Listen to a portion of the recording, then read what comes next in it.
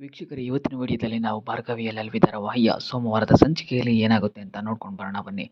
ಅದಕ್ಕೆ ಮುನ್ನ ನೀವು ನಮ್ಮ ಚಾನಲನ್ನು ಸಬ್ಸ್ಕ್ರೈಬ್ ಆಗಿಲ್ಲ ಅಂದರೆ ಸಬ್ಸ್ಕ್ರೈಬ್ ಆಗಿ ಹಾಗೂ ಪಕ್ಕದಲ್ಲಿರುವ ಬೆಲ್ ಐಕಾನ್ ಅನ್ನು ಪ್ರೆಸ್ ಮಾಡಿ.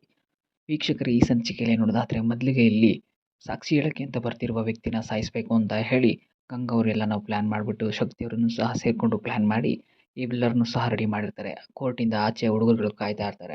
ಅವರು ಬಂದ ತಕ್ಷಣ ಅವನ್ನ ಕೊಚ್ಚಾಕ್ಬಿಡ್ಬೇಕು ಅಂತ ಹೇಳಿ ಎಲ್ಲರೂ ಸಹ ಮಾತಾಡಿಕೊಂಡು ಒಬ್ಬೊಬ್ರು ಒಂದೊಂದು ಕಡೆ ಇರ್ತಾರೆ. ಮತ್ತೆ ಈ ಕಡೆ ಇಬ್ಬರು ಸಹ ಮಾತಾಡಿಕೊಂಡು ಅವ್ರನ್ನ ಸಾಯಿಸಬೇಕು ಅಂತ ಹೇಳಿ ಮಾತಾಡ್ಕೋತಾ ಇರ್ತಾರೆ. ಇನ್ನು ಕೋರ್ಟ್ ಒಳಗಡೆ ಹೇಳ್ತಾ ಇರ್ತಾರೆ ಭಾರ್ಗವಿ ಅವರು, ಇವಾಗ ನಾನು ವಾದ ಮಾಡೋ ಸಮಯ ಯುವರ್ ಆನರ್. ನನಗೆ ಕೋರ್ಟ್‌ಗೆ ಒಂದು ಸಾಕ್ಷಿ ಸಿಕ್ಕಿದೆ. ತುಂಬಾನೇ ಮುಖ್ಯವಾದ ಸಾಕ್ಷಿ ಸಿಕ್ಕಿದೆ. ಅದನ್ನ ನಾನು ಸಬ್ಮಿಟ್ ಮಾಡ್ತೀನಿ. ನಾನು ವಾದನ ಶುರು ಮಾಡ್ತೀನಿ ಅಂತ ಹೇಳಿ ಹೇಳ್ತಾರೆ. ಅವಾಗ ಕೋರ್ಟ್‌ಗೆ ಆ ಸಾಕ್ಷಿನ ಕರೆಯಕ್ಕೆ ಮುಂದಾದಾಗ ಆ ಸಾಕ್ಷಿ ಯಾರೂ ಇರೋದಿಲ್ಲ. ಅವಾಗ ಕೋರ್ಟಲ್ಲಿ ಹೇಳ್ತಾರೆ ಜಡ್ಜು, "ಎಲ್ಲಮ್ಮ ಭಾರ್ಗವಿ ಯಾರೂ ಇಲ್ವಲ್ಲ?" ಅಂತ ಹೇಳಿದಾಗ ಭಾರ್ಗವಿಯವರು ಹೇಳ್ತಾರೆ, "ನನ್ನ ಒಂದು ಸಾಕ್ಷಿಗೆ ಪ್ರಾಣದ ಅಪಾಯ ಇದೆ ಯುವರ್ ಆನರ್. ಥ್ರೆಟನಿಂಗ್ ಇದೆ."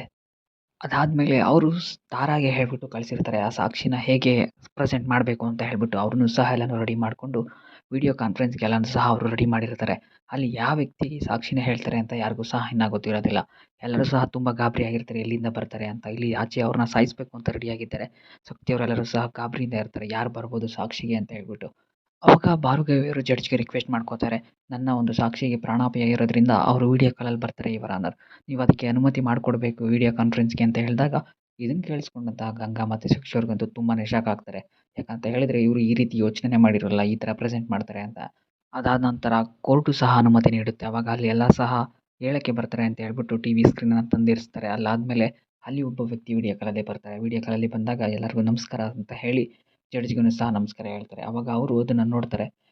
ಇನ್ನೊಂದು ಕಡೆ ಜೆ.ಪಿ. ಪಾಟೀಲ್ ಸಹ ನೋಡ್ತಾರೆ. ಜೆ.ಪಿ. ಪಾಟೀಲ್ ನೋಡ್ಬಿಟ್ಟು, "ಪದ್ಮನಾಭನ್ ನೀನಾ?" ಅಂತ ಹೇಳ್ಬಿಟ್ಟು ಅವರನ್ನು ಸಹ ತುಂಬಾನೇ ಶಾಕ್ ಆಗ್ತಾರೆ. ಯಾಕಂತ ಹೇಳಿದ್ರೆ ಅವರೇ ಅವ್ರ ಪರವಾಗಿ ಸಾಕ್ಷಿನ ಹೇಳಕ್ಕೆ ಬಂದಿರ್ತಾರೆ. ಜೆ.ಪಿ. ಪಾಟೀಲ್ ಜೊತೆ ಅವರೂ ಸಹ ಇರ್ತಾರೆ. ಆ ಒಂದು ಆಶ್ರಮದಲ್ಲಿ, ಆ ಟ್ರಸ್ಟಲ್ಲಿ ಅವರು ಸಹ ಇರ್ತಾರೆ, ಪದ್ಮನಾಭನ್ ಅನ್ನುವ ವ್ಯಕ್ತಿನೂ.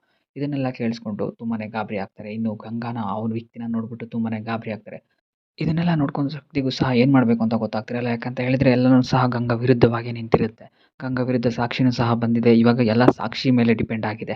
ಪದ್ಮನಾಭನಿಗೆ ಏನಾದರೂ ಗಂಗಾ ವಿರುದ್ಧ ಸಾಕ್ಷಿ ಹೇಳಿದ್ರೆ ಅಂತ ಹೇಳಿದ್ರೆ, ಗಾಯತ್ರಿ ದೇವಿಯ ವಿರುದ್ಧ ಸಾಕ್ಷಿ ಹೇಳಿದ್ರೆ ಪ್ರತಿಯೊಂದು ತಲೆಕೆಳಗಾಗುತ್ತೆ. ಯಾಕಂತ ಹೇಳಿದ್ರೆ ಗಾಯತ್ರಿ ಪರ ಇವರೇ ಒಂದು ದೊಡ್ಡ ಸಾಕ್ಷಿ ಅಂತಲೇ ಹೇಳ್ಬೋದು. ಇವಾಗ ಅವ್ರು ಹೇಳೋ ಮಾತು ಮೇಲೆ ನಿಂತಿದೆ. ಎಲ್ಲ ಸಿಗಾಕೋತಾರ ಅಥವಾ ಗಾಯತ್ರಿ ದೇವಿಯ ಎಲ್ಲ ಒಂದು ಕೆಟ್ಟ ಕೃತ್ಯಗಳು ಅಥವಾ ಈ ಒಂದು ಆರ್ಗನ್ ಬಿಸ್ನೆಸ್ ಎಲ್ಲ ಆಚೆ ಬಂದು ಜೆ.ಪಿ. ಪಾಟೀಲು ನಿರಪರಾಧಿ ಅಂತ ಪ್ರೂವ್ ಆಗುತ್ತಾ ಅಂತ ಹೇಳೋದು ಪದ್ಮನಾಭ ಅವರು ಹೇಳೋದ್ರ ಮೇಲೆ ನಿಂತಿದೆ.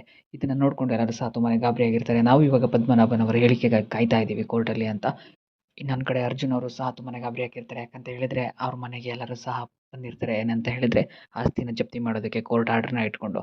ಸೊ ವೀಕ್ಷಕರು, ಇಲ್ಲಿಗೆ ಒಂದು ಸಂಚಿಕೆಯ ಒಂದು ಪ್ರೋಮೋ ವಿಡಿಯೋ ಮುಕ್ತಾಯವಾಗುತ್ತೆ. ಇನ್ನು ನೀವು ಹೆಚ್ಚಿನ ವಿಡಿಯೋಗಾಗಿ ನಮ್ಮ ಚಾನಲ್ ಸಬ್ಸ್ಕ್ರೈಬ್ ಆಗಿ ಹಾಗೂ ಪಕ್ಕದಲ್ಲಿರುವ ಬೆಲ್ ಐಕಾನ್ ಅನ್ನು ಪ್ರೆಸ್ ಮಾಡಿ.